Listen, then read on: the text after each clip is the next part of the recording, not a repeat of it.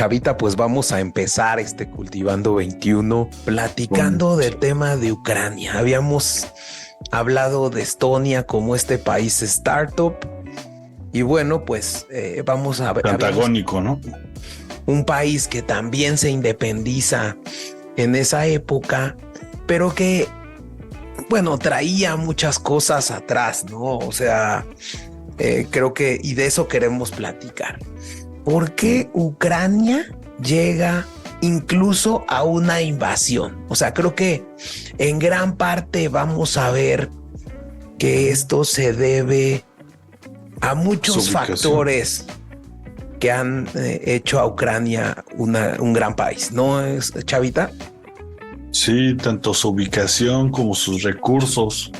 Creo que muchas cosas envuelven todo gran problemática que se ha generado con Ucrania desde hace mucho tiempo, mucho antes también de la Unión Soviética, ¿no, James? Me parece que siempre fue como una tierra digamos, peleada. Sí, y sobre todo una tierra muy fértil, Chavita, porque y que a pesar de tener una tierra muy fértil, hoy en día, y bueno, más con la guerra, Ucrania antes de la guerra tenía el PIB per cápita igual que El Salvador o Honduras o incluso Turquía. Sí, me ha tocado conocer, o bueno, un poco antes de la guerra me tocó conocer un par de personas de Ucrania y justo me decían lo mismo. De hecho, me sonaba mucho a México en cuanto a corrupción. Entonces, justo creo que ante 30 años prácticamente de que Ucrania abandona la Unión Soviética, ¿no? Al igual que países como Polonia, República Checa, Estonia, Yugoslavia. Sí, que bueno, países como lo veíamos en el tema de Estonia, son prósperos a pesar de que vienen de un régimen soviético, ¿no? Pero hoy en día están llenos de ucranianos, ¿no, Chavita? Nos platicaba, ¿te acuerdas? Un amigo en común que ha pasado un problema muy fuerte ahorita con el tema de los refugiados en Ucrania. Sí, pasa lo mismo que con Estados Unidos. Ya no están viendo tan amablemente a tanto ucraniano llegando a países que pues también, si ya están más desarrollados, aún necesitan, digamos, de subsidios y la gente ve que los ucranianos obtienen más beneficios de parte de la Unión Europea y está haciendo una discusión grande, ¿no, James? Eso es lo que nos comenta nuestro amigo. Sí, hay ahí un tema muy, no sé, complicado de abordar, porque creo que Ucrania tiene tierra muy, muy fértil, Chavita. O sea, yo investigaba que tienen estas tierras llamadas Chernozem, que son unas tierras ideales para el cultivo. Incluso también Ucrania es de las 9 naciones donde puedes fabricar aviones sin salir de tu país, ¿no? Tienes toda la infraestructura para fabricar un avión. Ah, sí, eso yo no lo sabía. Entonces, evidentemente es un país que ha tenido una serie de gobernantes corruptos, por así decir, y que también ha surgido de una grave presión de una invasión constante por una guerra histórica que lleva con Rusia. Como te decía, tienen todo tipo de recursos, hierro, tienen metales, tienen gas, tienen tierra fértil, ¿no? Incluso es importante decir que durante muchos años, ¿no? Ucrania fue llamada el granero de la URSS. Igualmente por esto del trigo, ¿no? Que justo yo había visto en las noticias que mucho parte del Medio Oriente depende de ese trigo para llevar pan a la boca de sus poblaciones, ¿no? Es correcto. Incluso, bueno, ya si nos vamos más atrás en la historia de Ucrania, ¿no? Es un pueblo que a pesar, y lo platicábamos antes de entrar al aire, Chavita, que ha apostado por todo, ¿no? Ha apostado por irse al comunismo, ha apostado por el capitalismo, ¿no? Ha conocido la parte muy mala del comunismo y la pésima del capitalismo. Entonces, creo que es un ejemplo de una nación que no tiene nada que perder ahorita. Yo creo que justo lo que dices, ¿no? Es una nación en la que la gente ya tenía muy poca esperanza en cuanto a el trato de sus gobernantes. Llega este nuevo Zelensky, llega la invasión de Rusia y me imagino que pues sí es gente que ya no sabe qué esperar, ¿no? Exacto, porque de entrada, por ejemplo, en la época de Stalin, ¿no? Esa parte de Ucrania fue sometida incluso a una hambruna muy terrible que se llamaba el Holodomor. Luego, tras la caída del comunismo, realmente también Ucrania, en la parte de las repúblicas socialistas soviéticas, era la más olvidada, ¿no? No era, digamos, no era Moscú, ¿no? Era realmente, pues, no sé, realmente como el anexado, ¿no, Chavita? Sí, era como, me imagino que era como el hijo ignorado de esa parte de Europa, pero que también siempre fue una ruta también un poco estratégica, ¿no? O sea, yo no sé qué es lo que pasó ahí en la historia, que se perdió el interés en la región, ¿no, James? Yo creo que principalmente esto conformó como una bipolaridad en la sociedad ucraniana, ¿no? Y creo que aquí, de aquí parte el gran problema de Ucrania, ¿no? La gente que comulga y sigue comulgando con el pensamiento soviético, y la gente que no está contenta con que Rusia sea rectora de las relaciones y del gobierno de su país y quieren ser una nación independiente.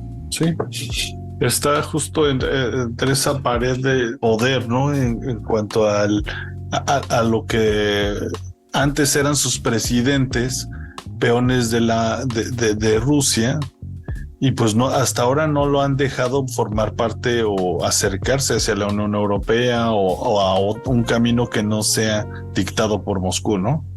Entonces justo Ucrania, ¿no? En los 90 empieza a vivir una pequeña guerra fría, Chavita, ¿no? Donde había población que decía, no, pues es que a ver, tenemos empresas que pueden hacer aviones, ¿no? ¿Por qué voy a dejar que Boeing entre aquí, ¿no? Por ejemplo. Y tenías la parte del oeste, ¿no? Que eran como pro-ucranianos y querían una economía de mercado. Pero dentro de ese grupo de ucranianos independentistas, creo que había una oligarquía que se empezó a querer comer el pastel completo.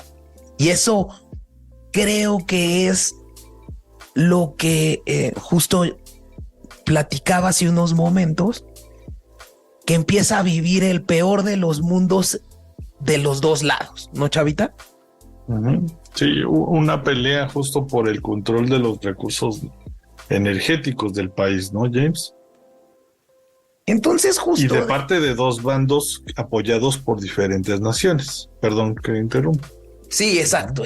Entonces, justo creo que Ucrania en la parte occidental empieza como que esta transición al capitalismo que muchos querían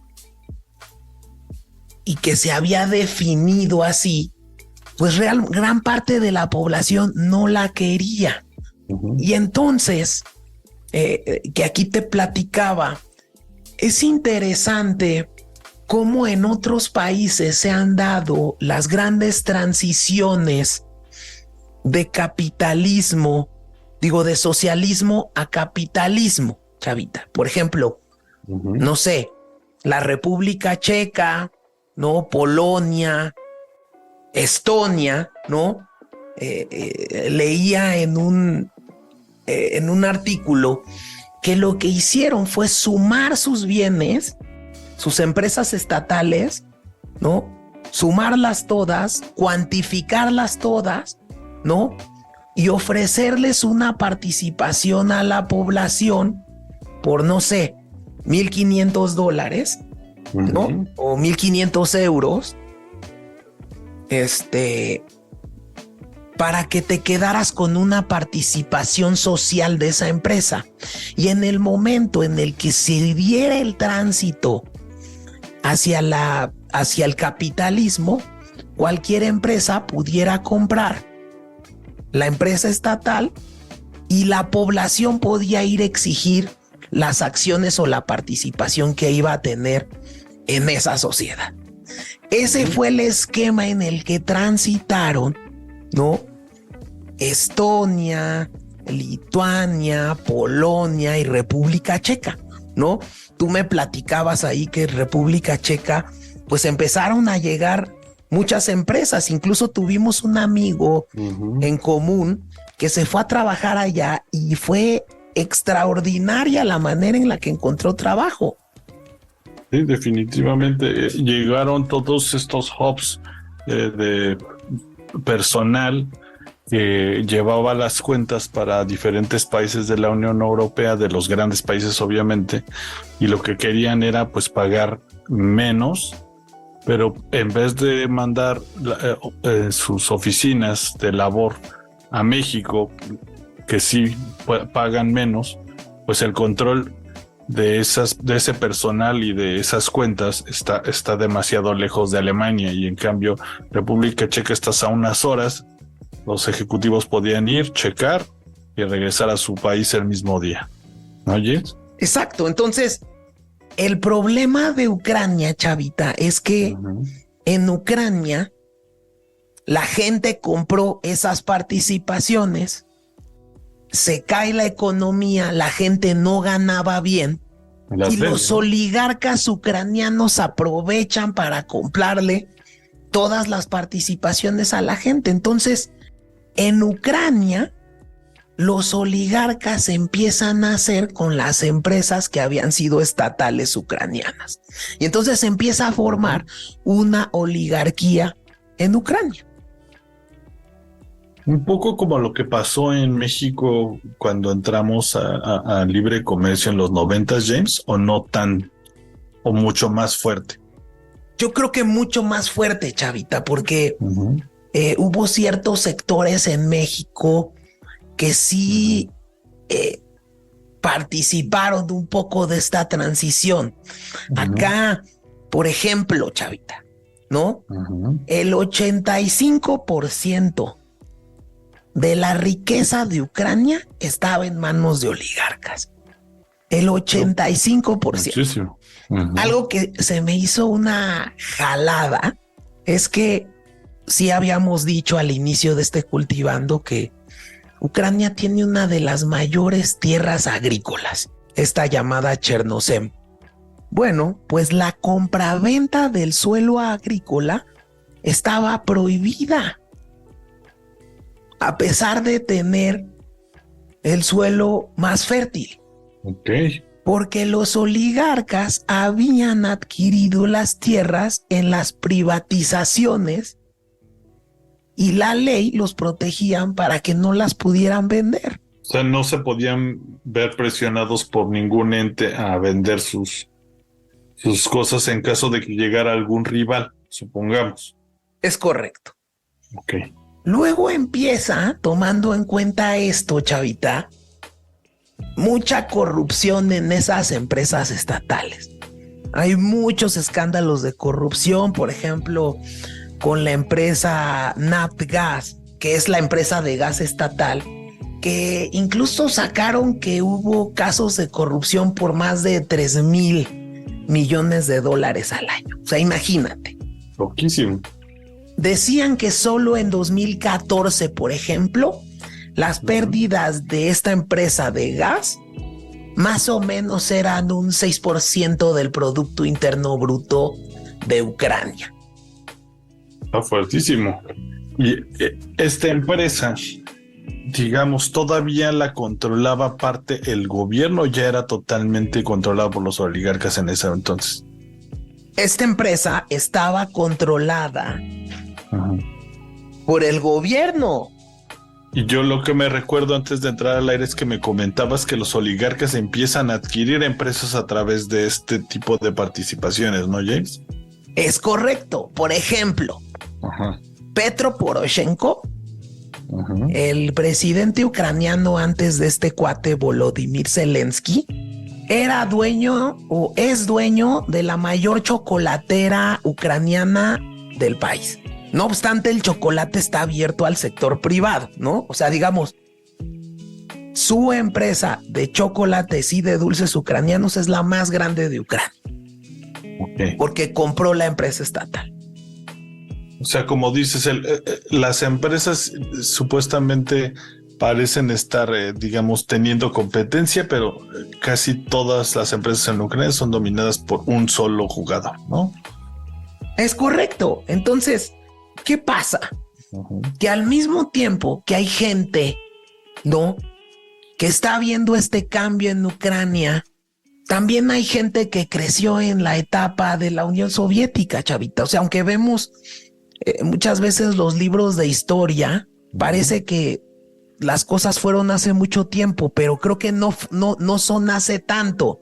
O sea, la gente que vivió en la Unión Soviética sigue viviendo. Entonces se está dando cuenta que también, pues este camino del capitalismo, pues también se lo está quedando un solo grupo de poder.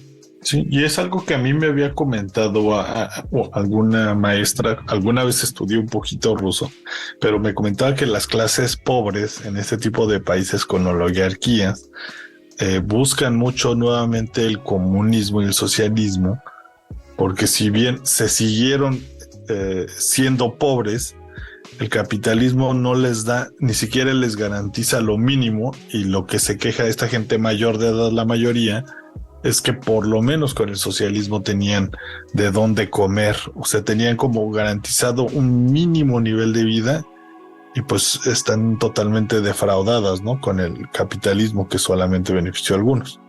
También aquí tenemos que contar que Ucrania, podríamos decir, que vive el mismo efecto que México, ¿no? Porque tiene al lado a una gran potencia que es Rusia. Y la Unión Europea al otro lado. Y la Unión Europea al otro lado. Esto ha generado, y estos casos de corrupción han avivado en algunas zonas muy cercanas a la frontera con Rusia, que la gente se vuelva prorrusa. Como que dice, o sea, justo no me da, no me está alcanzando. Los grandes oligarcas se quedaron con las empresas. Yo no tengo empleo. Los empleos aquí están bajísimos, ¿no? La gran mayoría de los ucranianos vivía mal, ¿no? Vivía mal dentro de Ucrania. Entonces, pues aquí juega el gran estratega ruso que es Vladimir Putin, ¿no? Y empieza a llevar grupos separatistas, ¿no?, a hacer relajo en esas zonas de Lugansk, de Donetsk, ¿no?, de Crimea. Y entonces la gente que creía en los ucranianos se fue más hacia la zona que no tenía tanta influencia de Rusia, ¿no? Sí, no, yo creo que lo que hicieron a lo mejor un poco es tomar muchos de los ucranianos del este, que eran los más olvidados regiones, se iban a buscar chambas a la ciudad o a otros países europeos. Y me imagino que Putin vio esa vulnerabilidad y mandó, como tienen trato digamos, de movimiento, o tenían en esas naciones, me imagino que mandó a habitar estas zonas, ¿no? Es correcto.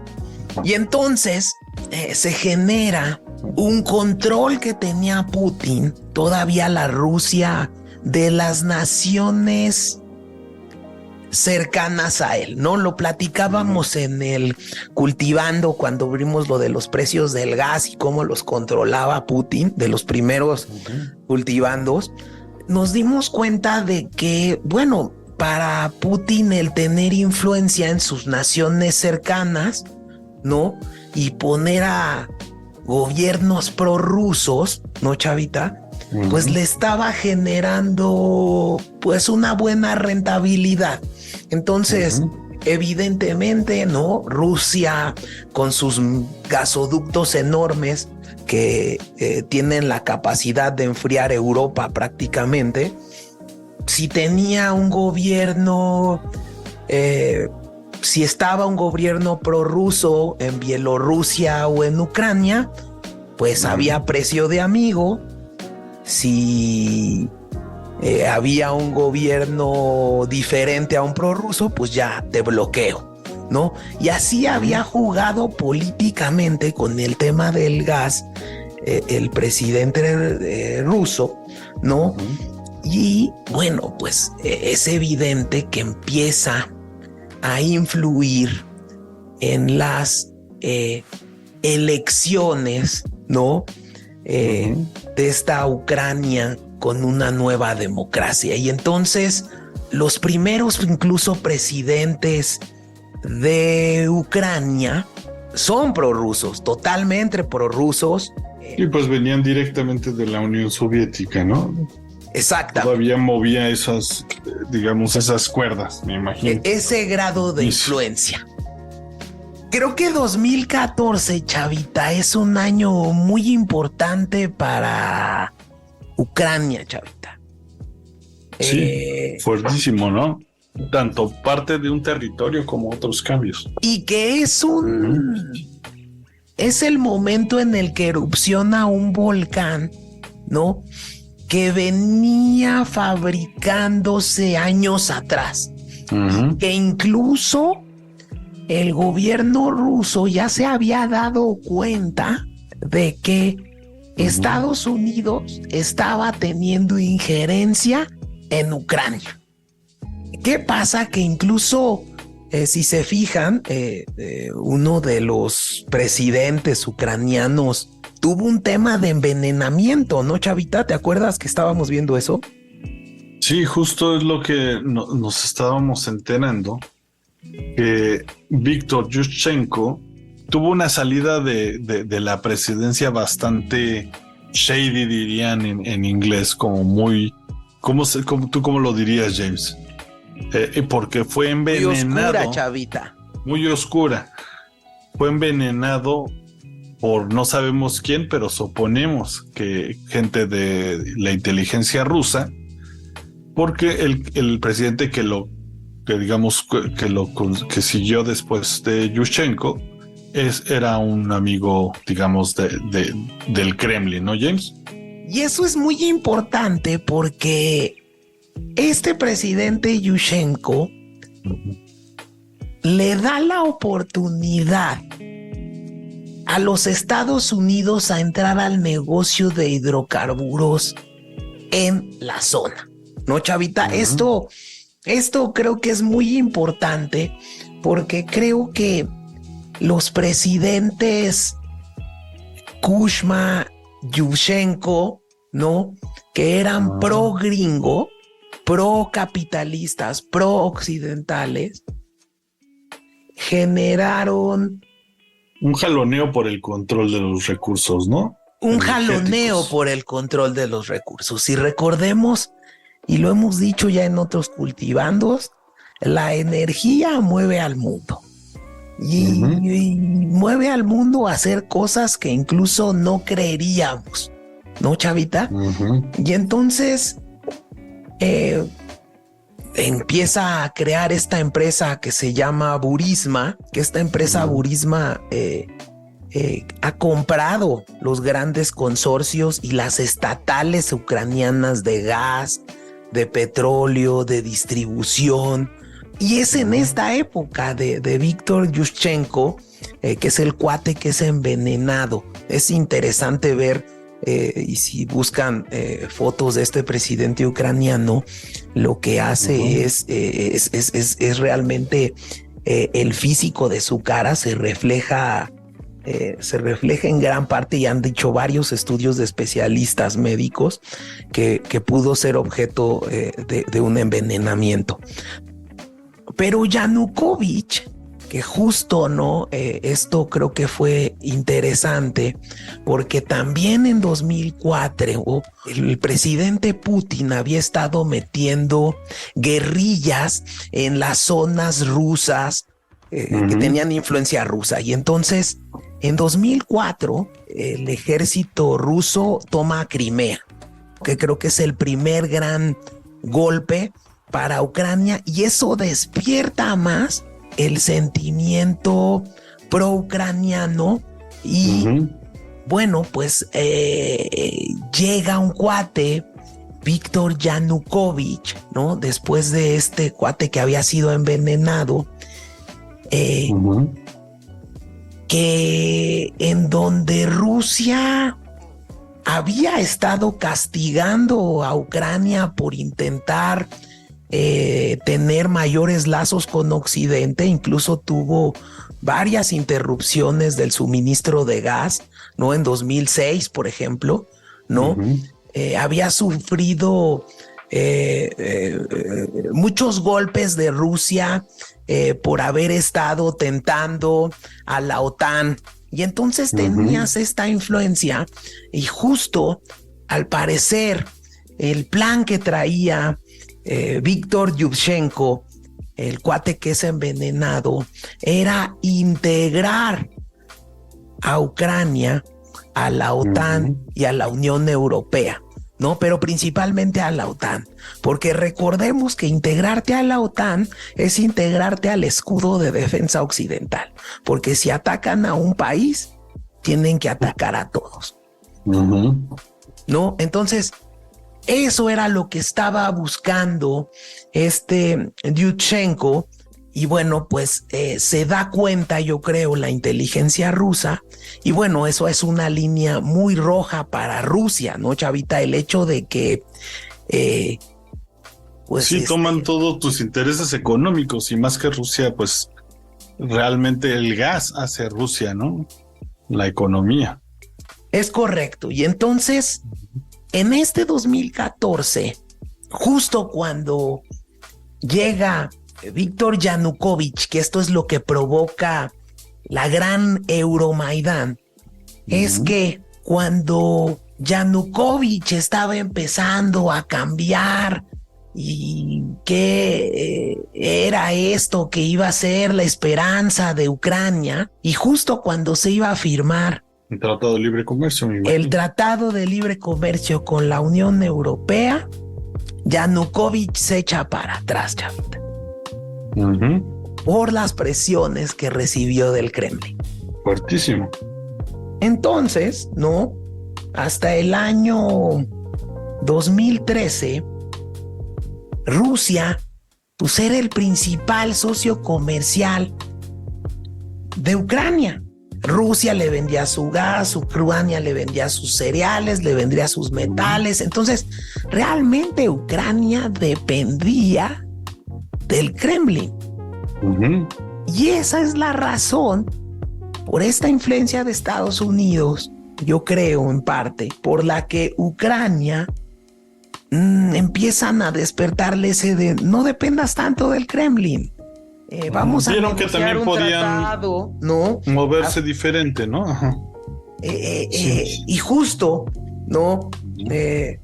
Pues provoca esto, ¿no? Se cancela esta firma del Tratado de Libre Comercio con la Unión Europea.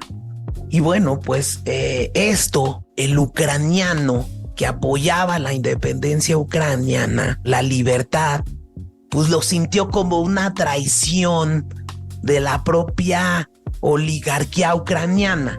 Y por eso estalla este Euromaidan. Esto logra derrocar a Víctor Yanukovych y la mitad rusoparlante también se sintió traicionada, yo creo.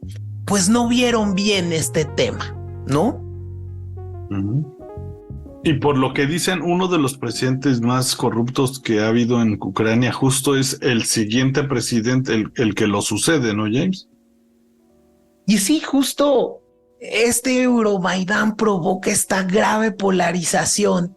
Y bueno, pues justo llega al poder este señor Petro Poroshenko, ¿no, Chavita? Que es gran oligarca ucraniano, dueño de muchas de las empresas estatales de Ucrania y que gana a pesar de que toda esta gran violencia y esta pelea entre la oligarquía ruso-parlante cambia a ser una oligarquía ucraniano-parlante.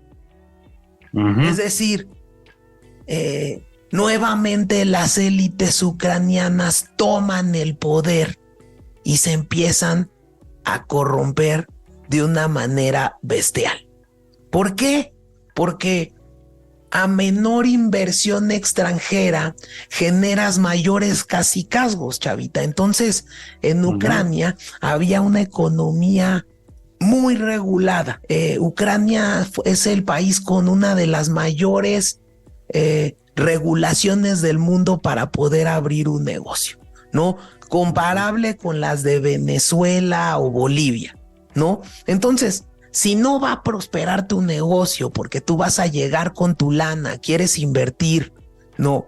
Y luego te enfrentas a que tienes que entregar prácticamente la fe de bautismo de tu mamá para poder tener un permiso y poner una empresa, pues se vuelve un esquema como de bloqueos estatales para que sigan perdurando las oligarquías. Sí, generan, digamos, monopolios que supuestamente no lo son, diciendo que la ley permite más negocios, pero pues al final, pues todo lo bloquean a través de la burocracia, ¿no? No quieren soltar ese poder, digamos. Entonces, y me imagino que lo que quieren es blindarse, ¿no? A través de que algún poder los apoye. En ese caso sería Rusia, ¿no? O Estados Unidos. Cabe señalar justo que esta empresa Burisma es la que han sacado y que salió a luz en el primer impeachment de Trump, donde supuestamente dijeron que Trump prometió ayudas a Ucrania, ayudas militares, a cambio de que abrieran las investigaciones donde se documentaba que el hijo de Biden participó en el board de esta empresa Burisma que adquirió todas las empresas de hidrocarburos de Ucrania. ¿Qué pasa? Que la gente posterior a esto ya estaba harta de tanta corrupción, Chavita. Y entonces llega nuestro amigo Volodymyr Zelensky a la escena. Y Volodymyr Zelensky había sido un actor muy famoso de la televisión ucraniana que estaba en poder de un oligarca ucraniano, el que pone, no sé, es como si aquí en Televisa pusieran a Eugenio Derbez y suben o que el Salinas Pliego pusiera el Wiri Wiri, ¿no? Es correcto. Entonces llevan a un actor muy popular a la presidencia de la República Ucraniana, otra oligarquía ucraniana. Y entonces llega Volodymyr Zelensky con una campaña bastante buena, donde incluso él se vende como, miren, yo no soy prorruso ni antirruso. Yo estoy harto de la corrupción. Que le tira a la Fox, digamos, al hartazgo, pues, ¿no? Pues exacto, o incluso al presidente López Obrador, ¿no? Yo creo que la gran bandera del presidente López Obrador ha sido el tema de la corrupción. Ya estamos hartos de la corrupción. Pues eso es lo que genera la llegada de Volodymyr Zelensky. Y Volodymyr Zelensky, ahí yo lo que he sabido, y que estos lazos ya tienen rato antes de llegar a él, pues sí ya tiene como intereses muy marcados de parte de Estados Unidos y específicamente de la familia Biden, ¿no, James? Pues mira, a ver, sí hay sí hay informes en donde dicen que el hijo de Biden estaba participando en esta empresa. Lo pueden buscar en internet. Pero creo que lo que quiso Volodymyr Zelensky hacer durante su gobierno empezó a generar también de un hartazgo y un tema de intereses, ¿no? A pisar los intereses de los grandes oligarcas ucranianos. Entonces, por ejemplo, ¿no? El tema de la tierra agrícola. En el gobierno de Zelensky, el Parlamento de Ucrania aprueba una ley para abrir el mercado del suelo agrícola que iba a empezar en julio de 2021, ¿no? Luego dicen que las leyes que blindaban a los oligarcas empezaban a cambiarlas, ¿no? Y incluso en febrero de 2021, el gobierno de Volodymyr Zelensky congela las cuentas de un oligarca prorruso, un cuate que se llamaba Medvedchuk. O sea que ya empezaba a tocar cuerdas ya muy peligrosas, ¿no?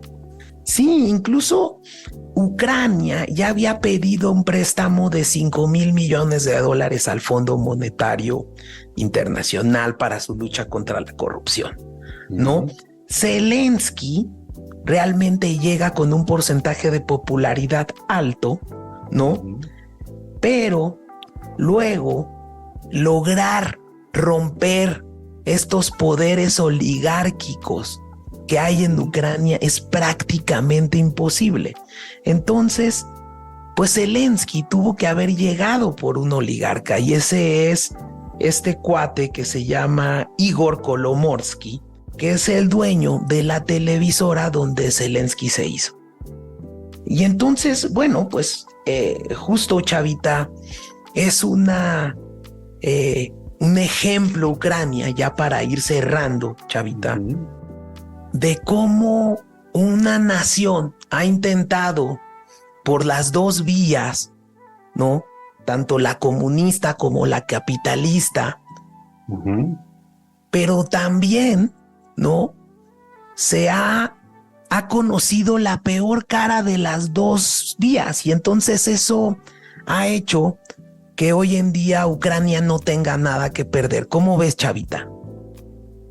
Sí, definitivamente apoyo tu tesis de que ya la población está digamos, en una desesperación tan grande que pues le tiran, ya no saben a qué, ¿no? Y creo que también eso es lo que desestabilizó tanto para llegar a esta guerra, ¿no? Todas estas regiones, aunque sí lo tomó de manera violenta Rusia, ya estaban muy inclinadas hacia el Kremlin, y también decían que había ya cierta discriminación a la gente, digamos, rusoparlante ya desde antes, ¿no, James? Creo que eso fue lo que generó este descontento, que no sabía la gente de Ucrania definirse por pro un gobierno u otro, sino simplemente estaba en el hartazgo total, ¿no?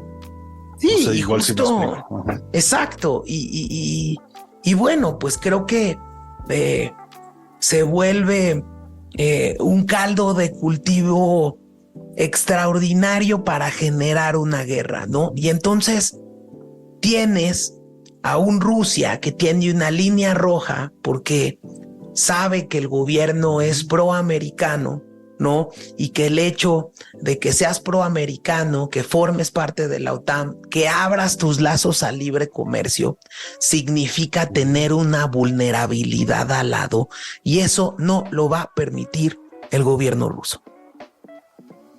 Entonces, Chavita, pues creo que con esto concluimos esta parte del Cultivando 21. Y pues nos quedamos con esta historia de Ucrania.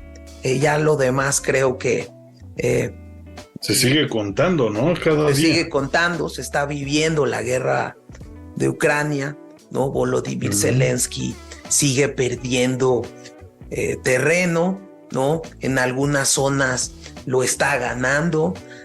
Al día de hoy estamos en el momento en el que incluso está una disputa por el tema de una presa, esta presa que se llama Novakayovka, ¿no? Que fue bombardeada hace poco, ¿no? Por un dron que se desconoce si es ucraniano. Hay muchas versiones, se han generado muchas teorías de la conspiración al respecto, ¿no? Si fue Ucrania quien decidió reventar esta cadena de suministro de agua que va incluso a Crimea, porque como habíamos dicho en su momento, las presas sirven también como un tema de suministro de agua a poblaciones, y esta presa suministraba el agua de Crimea.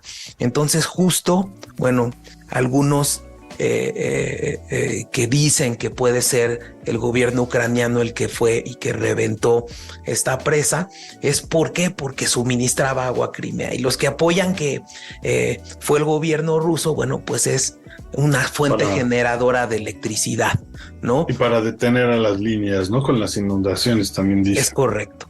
Entonces, bueno, pues lo que esperamos es que justo platicaba, y hay muchos videos sobre si existiera una posible guerra nuclear, y creo que incluso lo ha dicho en reiteradas ocasiones Rafael Grossi, que es el director general del órgano internacional de energía atómica, ¿no? Digamos, el que cuida todo el tema nuclear del mundo.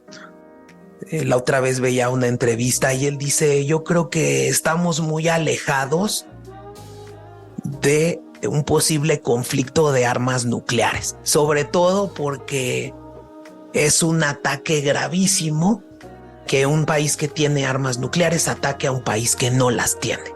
Pues eso es gravísimo, ¿no? Sí. Pero lo que sí hay un riesgo latente es que exista un accidente nuclear, porque Ucrania tiene muchas centrales nucleares en su territorio, ¿no?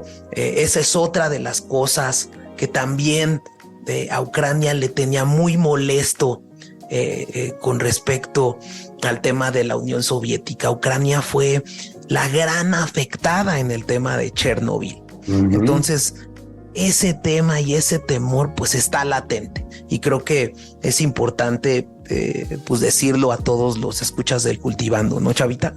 Sí, de hecho, hoy digamos, para los que lo escuchen después, 23 de junio, estaban ya anunciando tanto los de parte de los rusos como los ucranianos en las noticias. Los ucranianos estaban diciendo que los rusos están planeando un ataque terrorista a la planta de nuclear, me parece que es, bueno, una cercana justo al río, a esta presa que se desembocó, y los rusos están diciendo que los ucranianos están planeando hacer esa noticia porque también quieren desacreditar al gobierno ruso, y en caso de que hubiera una catástrofe de ese magnitud, pues entraría ya totalmente la OTAN probablemente, ¿no? A luchar. Es que justo, Chavita, y la otra vez me imaginaba y le preguntaba a uno de nuestros amigos, imagínate la importancia, y ponte en los zapatos de este cuate Rafael Grossi. O sea, primero tienes que ir a hablar de estos temas con las dos partes en el conflicto, ¿no? Entonces, el cuate platicaba que tiene que ir a ver a Zelensky y a Putin, ¿no? Y luego tiene que poner gente en las centrales que están cerca del conflicto para que ninguna de las dos naciones ponga ejército acorralando la central y que la utilicen como una arma en contra de otra nación. Entonces, imagínate, Chavita, estar ahí en esas decisiones. No, seguramente no duerme desde hace ya un buen rato bien ese señor, ¿no? Exactamente, yo lo mismo pensé. Pero bueno, pues vamos a ver en qué nos depara esta guerra de Ucrania, Chavita, pero teníamos que hacer cultivando y recomendamos que nos sigan, que nos den like a la campanita, ¿no? Si nos faltó decir algo, que también nos lo hagan decir, ¿no? Para también ir complementando los programas con sus opiniones. Sí, buenísimo. Y síganos en nuestras redes sociales, Chavita. Mándenos al contacto @ cultivandoidiotas.com, a cultivandoidiotas. Gmail. Exacto. Tenemos el Instagram, Cultivando Idiotas, y Cultivando Idiotas con U, que es el serial de los destinos, que nos ha faltado echarle un poquito de ganas a ese. Y pues es que ese es el Twitter, equipo, ¿no?, de de Chavita que no le pone el equipo que está aquí en Alemania. Los dos tendríamos que, pero ese me lo dejaron solo. Pero bueno, Chavita, entonces los dejamos con alguna recomendación musical, ¿no? Si bien ya no va a haber canción directa después de esto, a lo mejor, ¿qué se te antojaría recomendar el día de hoy, James? ¿Algún álbum en específico? Me gustaría recomendar que escuchen el álbum, que seguramente vamos a hacer un cultivando la música de ellos, el Kirei de Radiohead. De Radiohead. Bueno, fíjate que me sorprendiste nombrando este álbum, porque yo también iba a recomendar uno de los que queremos hacer una reseña, así como el de Dark Side y como el de Kid que nombras, que es el de Melancholy and the Infinite Sadness de los Smashing Pumpkins. Échense los dos y fíjense, ¿por qué no? Si nos están escuchando ahorita, mándenos mensajito si prefieren que sea primero el de Kid Day o el de Melancholy, ¿no, James? Me gusta, Chavita, hagamos. Pues listo, yo creo que va a aparecer el poll próximamente. Y pues bueno, me dio mucho gusto estar contigo, James, y pues nos vamos con la segunda sección, ¿no? Vámonos con la segunda sección.